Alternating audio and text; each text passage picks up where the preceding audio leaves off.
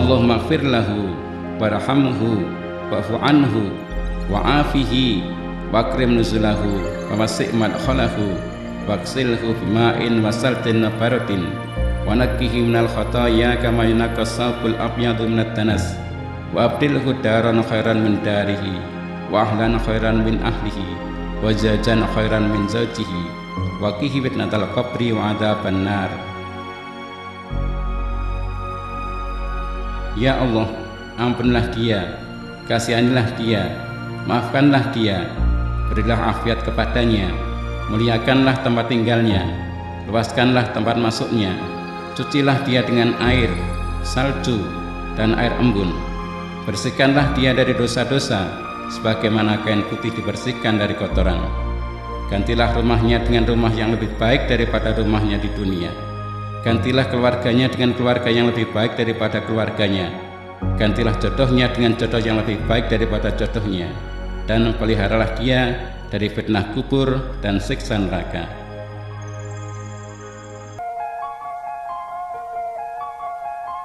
Untuk jenazah yang meninggal karena tenggelam, biasanya kondisi jenazah mengalami tahap awal pembusukan, yaitu agak membengkak atau timbul selaput-selaput yang menyerupai jamur di permukaan kulitnya.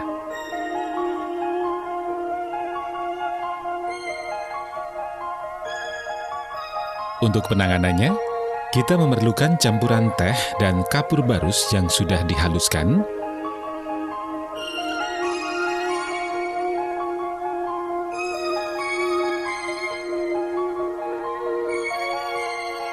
kemudian kita ambil kain mori yang ditutulkan ke dalam campuran teh dan kapur barus tadi untuk dipelurutkan pada badan jenazah yang sebagian dagingnya sudah membusuk, seperti pembusukan di kaki yang biasanya dikarenakan sakit gula, pembusukan ambeien, luka baring, kowa, dan sebagainya. Lalu dibalut perban dan dibungkus plastik. Kemudian jenazah baru dimandikan di bagian yang tidak diperban tadi. Tindakan ini dapat pula diterapkan pada jenazah yang terbakar dan tenggelam. Adapun campuran teh dan kapur barus ini berfungsi sebagai penghilang bau dan juga untuk menjaga agar luka pada badan jenazah tidak cepat membusuk. Sedangkan pada jenazah yang menderita penyakit tertentu dalam semasa hidupnya, kita perlu mengeluarkan cairan atau kotoran yang mungkin masih tertinggal di dalam tubuhnya, agar nanti tidak mengotori kain kafan saat jenazah dikafani.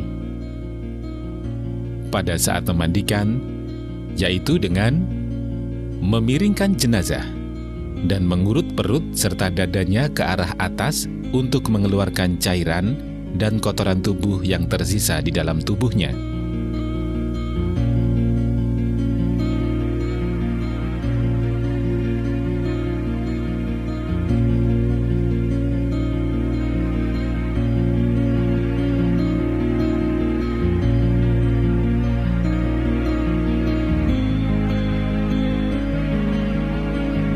Jangan lupa untuk menyiapkan wadah berupa ember yang diberi pasir dan minyak tanah sebagai wadah cairan yang keluar dari tubuh jenazah, supaya bau dan cairan tersebut nantinya mudah dilokalisir dan tidak mengganggu lingkungan.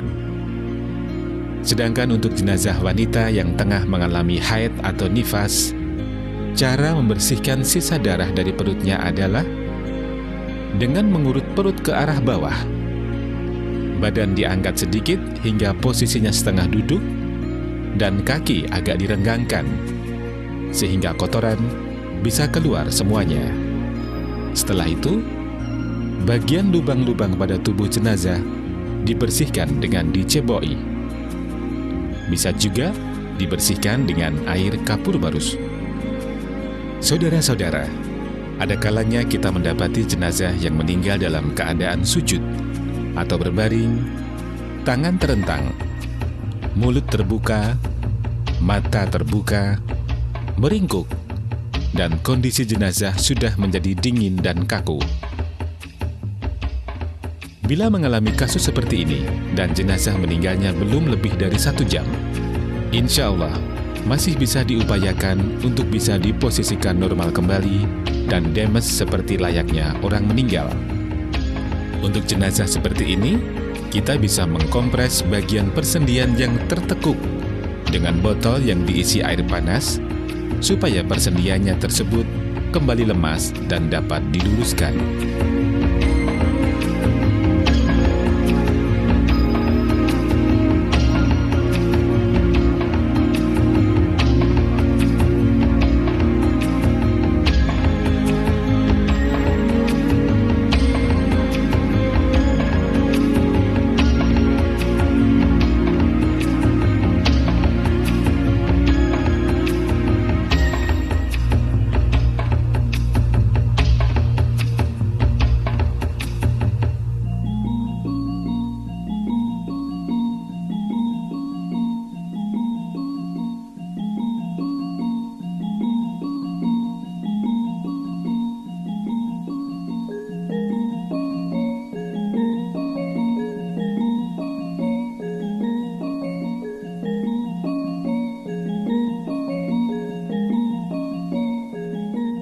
Nah, itu tadi adalah beberapa contoh kasus khusus yang sering kali terjadi.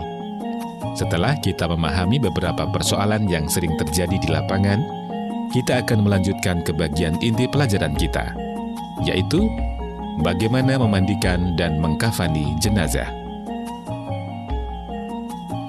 Sebelum memandikan, hendaknya kain kafan yang akan digunakan untuk mengkafani jenazah telah diukur dan disiapkan sehingga begitu jenazah selesai dimandikan bisa langsung dikafani.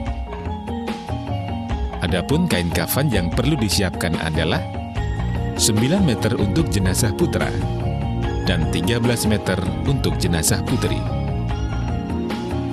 Mengapa diperlukan sebanyak itu? Karena jenazah putra nantinya akan dibungkus dengan 3 lapis kain tanpa memakai pakaian dalam, seperti yang dicontohkan oleh Rasulullah Shallallahu Alaihi Wasallam.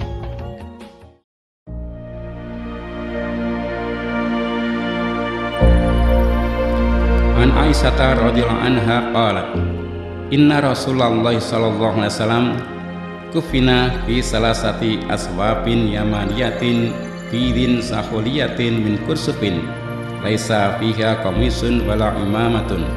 Rawahul Bukhari. Dari Aisyah radhiyallahu anha ia berkata, sesungguhnya Rasulullah sallallahu alaihi wasallam dikafani dengan 3 lapis kain putih buatan negeri Yaman dari Sahul, sebuah desa di Yaman, terbuat dari kapas tanpa baju gamis maupun sorban. Hadis riwayat Bukhari.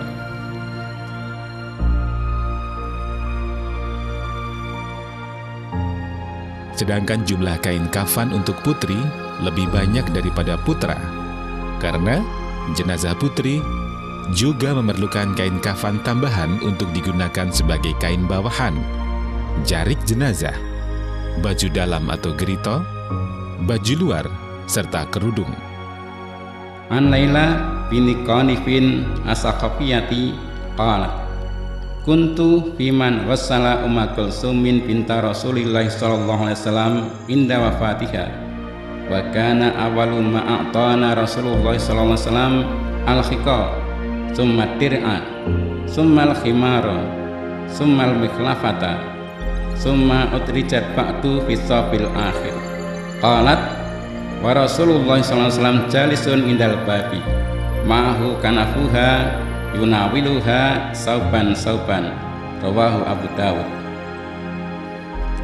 Dari Laila binti Qanif as-Saqafiyah ia berkata, aku adalah termasuk di antara perempuan yang mandikan Kulsum putri Rasulullah SAW ketika wafatnya. Dan pertama-tama yang diberikan Rasulullah SAW kepada kami adalah kain bawah, kemudian baju kurung, lalu kudung, kemudian selimut, kemudian sesudah itu dimasukkan di dalam kain kafan yang terakhir. Laila berkata, pada waktu itu Rasulullah SAW duduk di pintu dengan membawa kafannya. Beliau memberikan kepada kami selembar demi selembar. Hadis riwayat Abu Dawud.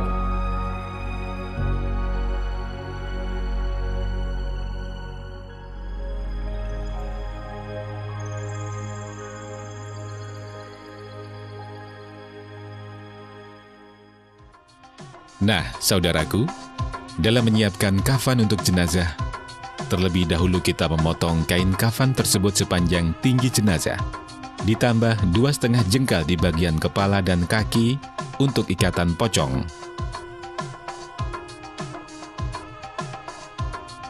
Potongan tersebut kita buat sebanyak 3 lembar. Selanjutnya kita memerlukan tali kafan sebanyak 8 helai. Masing-masing tali kafan itu dipotong dengan lebar 3 jari dengan panjang selebar kain kafan. Sedangkan untuk jenazah putri, perlu disiapkan seperangkat baju yang terdiri dari kain bawah, baju kurung atau baju luar, kerudung, baju dalam atau gerito yang digunakan sebagai penutup dada, dan juga cawat atau popok. Pemberian pakaian pada jenazah putri ini berdasarkan hadis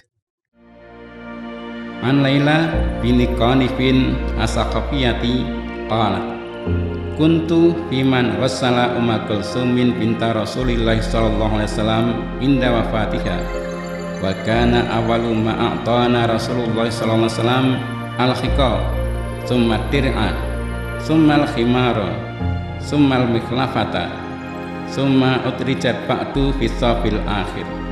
Qalat wa Rasulullah sallallahu alaihi wasallam jalisun indal babi ma'ahu kanafuha yunawiluha sauban rawahu Abu Dawud. Dari Laila binti Qanif As-Saqafiyah, ia berkata, aku adalah termasuk di antara perempuan yang mandikan Kulsum putri Rasulullah sallallahu alaihi wasallam ketika wafatnya. Dan pertama-tama yang diberikan Rasulullah sallallahu alaihi wasallam kepada kami adalah kain bawah, kemudian baju kurung, lalu kudung, kemudian selimut, kemudian sesudah itu dimasukkan di dalam kain kafan yang terakhir. Laila berkata, pada waktu itu Rasulullah sallallahu alaihi wasallam duduk di pintu dengan membawa kafannya. Beliau memberikan kepada kami selembar demi selembar. Hadis riwayat Abu Dawud. Adapun ukuran pakaian yang diperlukan bervariasi tergantung gemuk atau kurusnya jenazah. Namun secara umum, untuk ukuran lebar cawat adalah 3 jengkal ditambah 5 jari, 1 tebah. Ukuran lebar gerito adalah 3 jengkal. Sedangkan ukuran baju bisa selebar 5 jengkal ditambah 5 jari, 1 tebah.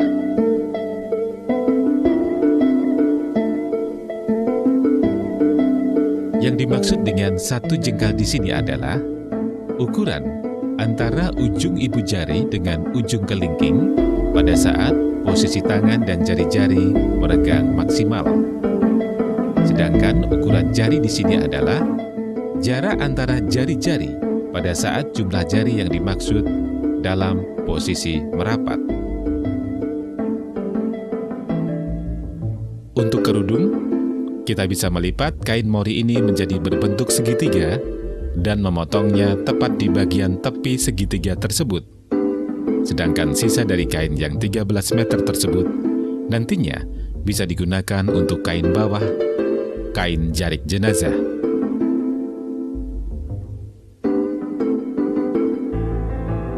Saudaraku, dalam menyusun kain kafan ini, pada prinsipnya untuk putra dan putri sama, yaitu pertama, disusun tali untuk ke-7 bagian tubuh yang nantinya diikat. Perlu diingat bahwa tali yang ketiga dari bagian kepala yang nantinya untuk mengikat bagian dada adalah sambungan 2 tali, karena bagian tubuh atas ini akan lebih besar lingkarnya karena posisi tangan jenazah yang bersedekap. Untuk kain kafannya, lembar pertama dibentangkan di lantai, kemudian ditumpuki 2/3 bagiannya dengan lembar kedua, dan lembar ketiga diletakkan tepat di tengah sambungan kedua kain yang pertama. Dengan demikian, nanti kita bisa memasang kain kafan ini berurutan dari bagian yang paling dalam ke bagian yang paling luar. Sedangkan untuk jenazah putri, setelah diletakkan ke-7 tali, lalu 3 lapis kain kafan, kita letakkan kain bawah atau jarik jenazah. kemudian baju luar jenazah, lalu kerudung di bagian kepala.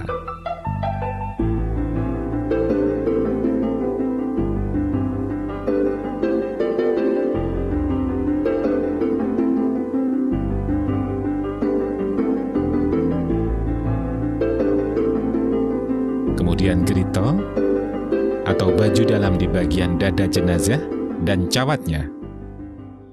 Dalam posisi seperti ini, kita nantinya dapat memakaikan satu persatu pakaian jenazah dari yang paling dalam ke bagian yang paling luar tanpa mengalami kesulitan. Setelah kain kafan disiapkan, kita akan menginjak ke tata cara pemandian jenazah. Harus diingat saudaraku, bahwa walaupun jenazah yang kita rawat dan kita mandikan ini sudah tidak bernyawa dan tidak merasakan sakit, namun kita tetap harus memperlakukan jenazah dengan penuh rasa hormat dan santun, seperti tuntunan Rasulullah SAW. An Aisyata anna Rasulullah SAW qala kasru atwil mayyiti kakasri hayyan, rawahu Abu Dawud. Dari Aisyah bahwasanya Rasulullah SAW bersabda, mematahkan tulang mayit itu dosanya seperti halnya mematahkan di waktu hidupnya. Adapun bahan yang kita perlukan untuk memandikan jenazah adalah air secukupnya, sabun, sampo, bedak, kapas, minyak wangi, kapur barus, kopi, teh, daun bidara, daun kelor, kain jari beberapa helai untuk menyelimuti dan mengeringkan jenazah seusai dimandikan. Saudaraku, dalam menyiapkan air mandi, kita menggunakan daun bidara yang dimasukkan ke dalam air mandi. Tapi karena di Indonesia daun bidara tidak ada, kita bisa menggunakan daun kelor sebagai gantinya. Daun kelor ini mempunyai sifat menghilangkan bau anyir mayat. Caranya adalah dengan meremas daun kelor ini sehingga daunnya pecah dan mengeluarkan getah. Kemudian, kita campurkan ke dalam air mandi jenazah. Kemudian, sabun kita sisir dan kita larutkan ke dalam ember khusus.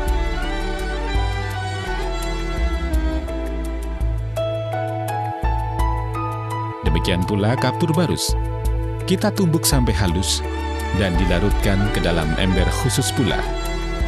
Campuran ini nanti digunakan untuk menyiram jenazah pada akhir memandikan, supaya bau yang keluar dari jenazah dapat diredam.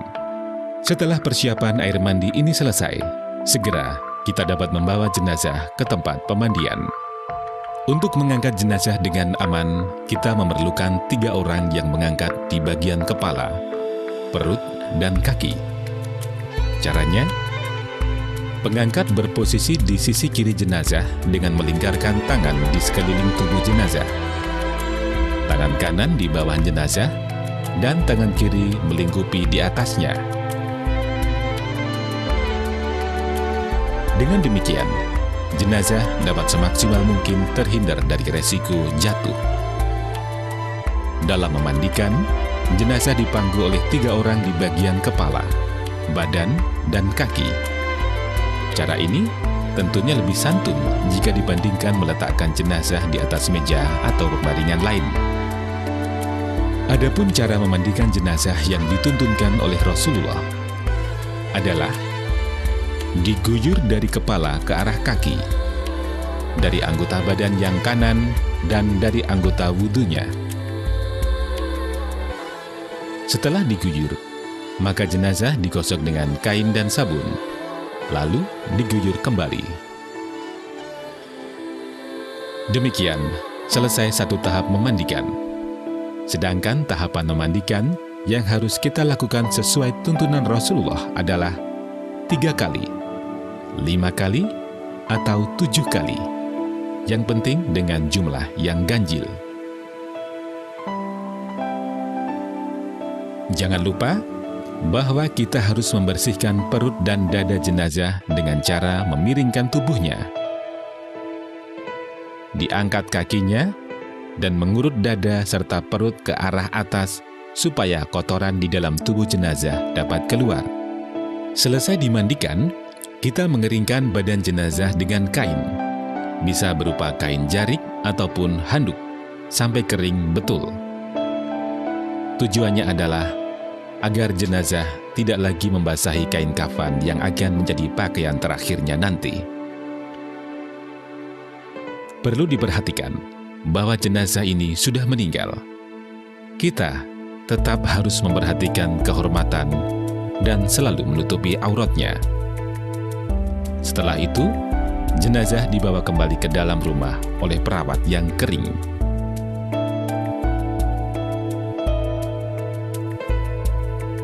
Sebelum mengkafani jenazah, kita juga harus menutup lubang-lubang pada tubuh jenazah dengan kapas, terutama di bagian mata, lubang hidung, telinga,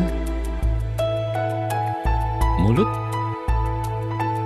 dubur, dan kubul, untuk menghindarkan adanya cairan yang keluar dari badan jenazah.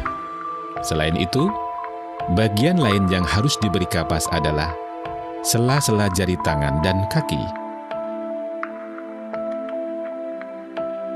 Baru kemudian kita memasangkan kain kafan. Namun, apabila jenazah putra ini mempunyai kelainan, baru kita memasangkan cawat. Pertama adalah lapisan kain kafan yang paling atas.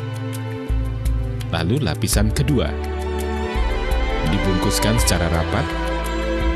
Kemudian lapisan kain yang pertama kita bentangkan tadi dibebatkan dengan kuat, kemudian diikat.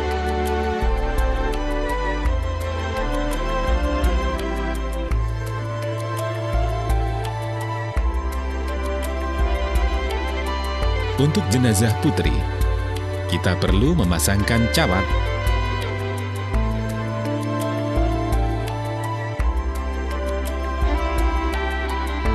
Kemudian gerita,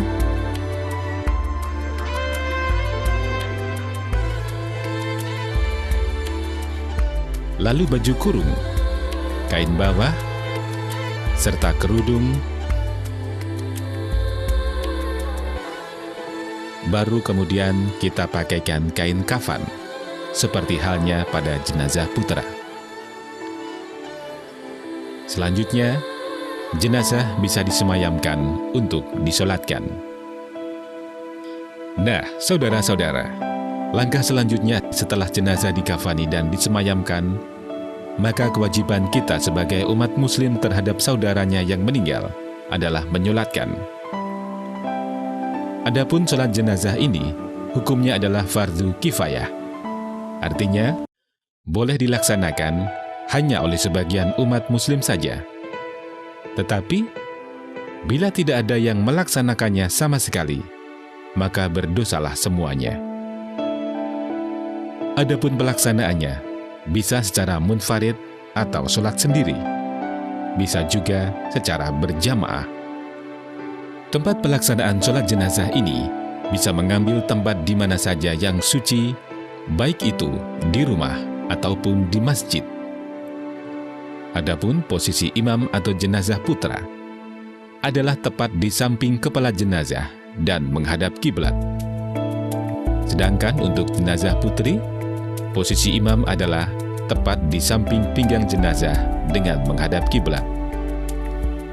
Sholat jenazah ini terdiri dari 4 takbir, tanpa ruku' dan tanpa sujud. Sholat jenazah diawali dengan takbiratul ihram, Allahu Akbar. Kemudian diiringi dengan bacaan Al-Fatihah. A'udzubillahi minasyaitonirrajim. Bismillahirrahmanirrahim. Alhamdulillahirabbil alamin. Arrahmanirrahim. Maliki yaumiddin. Iyyaka na'budu wa iyyaka nasta'in. Ihdinas siratal mustaqim. Siratal ladzina an'amta 'alaihim. Ghairil maghdubi 'alaihim waladdallin. Amin. Perlu diingat bahwa dalam sholat jenazah ini Semua bacaan kecuali takbir dan salam dibaca secara syir atau lirih. Setelah itu, dilakukan takbir kedua. Allahu Akbar. Diikuti dengan bacaan sholawat. Allahumma salli ala Muhammad wa ala ali Muhammad kama sallaita ala ali Ibrahim. Wa barik ala Muhammad wa ala ali Muhammad kama barakta ala ali Ibrahim. Fil alamina innaka hamidum majid. Dilanjutkan dengan bacaan takbir yang ketiga. Allahu Akbar. Diikuti doa untuk jenazah. Allahumma ighfir lahu warhamhu wa'fu anhu wa'afihi wakrim nuzulahu wa wasi' madkhalahu waksilhu bima'in wa saltin wa baradin wa nakkihi minal khataya kama yunaqqas sawbul abyadu minat danas wa abdilhu daran khairan min darihi wa ahlan khairan min ahlihi wa zawjan khairan min zawjihi wa qihi fitnatal qabri wa adzaban nar.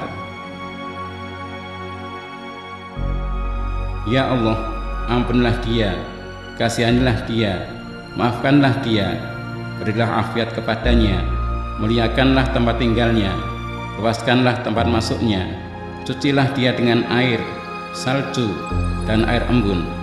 Bersihkanlah dia dari dosa-dosa, sebagaimana kain putih dibersihkan dari kotoran. Gantilah rumahnya dengan rumah yang lebih baik daripada rumahnya di dunia. Gantilah keluarganya dengan keluarga yang lebih baik daripada keluarganya. Gantilah jodohnya dengan jodoh yang lebih baik daripada jodohnya. Dan peliharalah dia dari fitnah kubur dan siksa neraka.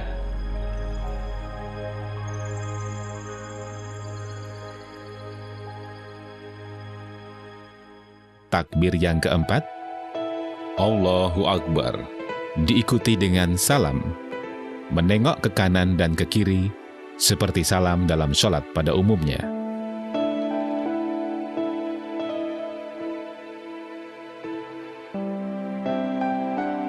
Berikut hadis yang menyatakan mengangkat tangan pada semua takbir. Wa qad sahha an Ibni Abbasin annahu kana yarfa'u yadayhi fi takbiratil janazati Sayyidina Mansur fi Nailil Autar. Dan telah sah dari Ibnu Abbas bahwasanya beliau mengangkat kedua tangannya pada takbir-takbir sholat jenazah. Hadis riwayat Sa'id bin Mansur dalam Nailul Autar juz 4 halaman 71. An Ibni Umar annahu kana yarfa'u yadayhi kullama kabara 'alal janazati. As-Safi'i an Muhammad bin Umar fil Dari Ibnu Umar bahwasanya ia mengangkat kedua tangannya pada tiap-tiap takbir sholat jenazah. Hadis riwayat Syafi'i dari Muhammad bin Umar dalam Al-Um juz 1 halaman 454. An Ibni Umar anna Nabiyya sallallahu alaihi wasallam kana idza shalla 'alal janazati rafa'a yadayhi fi kulli takbiratin wa idang sarafa sallama. Ad-Daruqutni fi i'lalihi. Dari Ibnu Umar bahwasanya Nabi Shallallahu Alaihi Wasallam apabila mensolatkan jenazah, beliau mengangkat kedua tangannya pada setiap takbir, dan apabila selesai, beliau mengucap salam. Hadis riwayat Daruqutni dalam i'lalnya. Dan berikut hadis yang menyatakan mengangkat tangan hanya pada takbiratul ikhram saja. An Ibni Abbasin anna Rasulullah sallallahu alaihi wasallam kana yarfa'u yadayhi 'alal janazati fi awwali takbiratin summa la ya'udu. Ad-Daruqutni dhaifun li'anna fi isnadihi Al-Fadl bin Sakan wa huwa majhul. Dari Ibnu Abbas bahwasanya Rasulullah Shallallahu Alaihi Wasallam mengangkat kedua tangan beliau pada takbir yang pertama pada sholat jenazah. Kemudian beliau tidak mengulanginya atau mengangkat tangan. Hadis rawahu Daruqutni juz 2 halaman 75. Dhaif karena di dalam sanadnya ada perawi bernama Al-Fadl bin Sakan. Dia majhul. Dengan demikian, dapat disimpulkan bahwa rukun sholat jenazah adalah 1. Takbiratul Ikram, 2. Membaca Al-Fatihah, 3. Takbir kedua, 4. Membaca sholawat, 5. Takbir ketiga, 6. Membaca doa jenazah, 7. Takbir keempat, 8. Salam. Maka selesailah proses mensolatkan jenazah. Setelah selesai dari tahap memandikan, mengkafani, dan menyolatkan, kewajiban terakhir bagi seorang muslim adalah mengubur jenazah. Keranda jenazah selayaknya dibawa oleh 4 orang atau lebih dengan ketinggian yang sama, dengan posisi kepala lebih dahulu. Ketika memasuki tanah pekuburan, kita disyariatkan untuk melepas alas kaki yang berupa sandal, sedangkan sepatu tidak perlu dilepas. Kita juga disyariatkan mengucap salam kepada ahli kubur lain. Perlu diingat pula bahwa sebisa mungkin kita menghindari menginjak kuburan lain yang sudah ada terlebih dahulu. Sedangkan pada saat memasukkan jenazah ke liang lahat, caranya yaitu kepala jenazah dimasukkan terlebih dahulu dari arah kaki lubang. Setelah mayat dimasukkan ke liang lahatnya, maka orang yang memasukkan membaca doa Bismillahi wa ala sunnati Rasulillahi. Kemudian jenazah dimiringkan ke arah kiblat. Apabila tubuh jenazah tidak bisa tetap miring, kita bisa menggunakan pengganjal berupa tanah yang sudah dipadatkan sebagai penyangga. Dalam bahasa Jawa, bongkahan tanah ini disebut gelu. Selanjutnya, simpul-simpul tali yang ada pada kain kafan dilepaskan. Setelah itu, liang lahat ditutup dengan papan, supaya tanah tidak langsung mengenai jenazah dan bisa ditimbun dengan tanah.